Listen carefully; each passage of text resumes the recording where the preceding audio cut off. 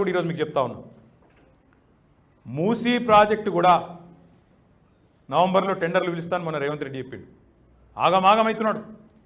6 గ్యారెంటీలు అమలు లేదు, రైతు బంధు ఇచ్చే ముఖం లేదు, పెన్షన్ ఇచ్చే ముఖం లేదు, తులం బంగారం ఇచ్చే ముఖం లేదు, కనీసం ఉద్యోగులకు డిఏలు ఇచ్చే పరిస్థితి కూడా లేదట. ఉద్యోగ సంఘాలు పోయి అడిగితే మార్చి దాకా ఆగాలే, మీకు పరిస్థితి తెలియదా అని మాట్లాడతాడు. కానీ మూసీ మాత్రం ఆగమేఘాల మీద నవంబర్లో టెండర్.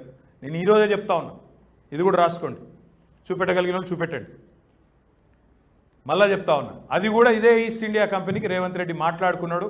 ఆయన ద్వారా ఢిల్లీకి మూటలు సిద్ధం కూడా అవుతూ ఉన్నాయి. మహారాష్ట్రకు కొన్ని మూటలు పోయినాయి, ఢిల్లీకి కూడా కొన్ని మూటలు సిద్ధమవుతూ ఉన్నాయి.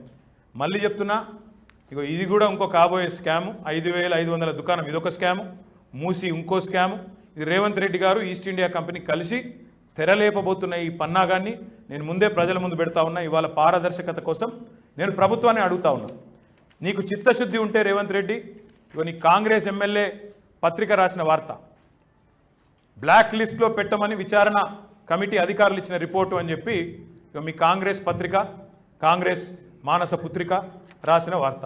చిత్తశుద్ధి ఉంటే, నిజాయితీ ఉంటే, నువ్వు చెప్పిన మాట నిజమే అయితే ఈస్ట్ ఇండియా కంపెనీ వాళ్ళ మీ చర్యలు తీసుకుంటా, తొక్కేస్తా, నలిపేస్తా అన్న మాటల్లో కనీసం వాళ్ళకు తొక్కదీసే ధైర్యం ఉంటే వెంటనే బ్లాక్ లిస్ట్ చేయి. ఈ కాళేశ్వరం ప్రాజెక్టులోని ఏదైతే స్కామ్కు తెరలేపుతా ఉన్నావో, మల్లన్న సాగర్ నుంచి నీళ్ళు తీసుకొచ్చి పైపుల కంపెనీలకు కట్టబెట్టి ఒక అరాచకానికి తెరలేపుతా ఉన్నావో, దాన్ని కూడా తప్పకుండా మేము అడ్డుకుంటాము, నిలదీస్తూనే ఉంటాం, ప్రజల దృష్టికి తీసుకొస్తూ ఉంటామని చెప్పి కూడా నేను విజ్ఞప్తి చేస్తూ ఉన్నాను.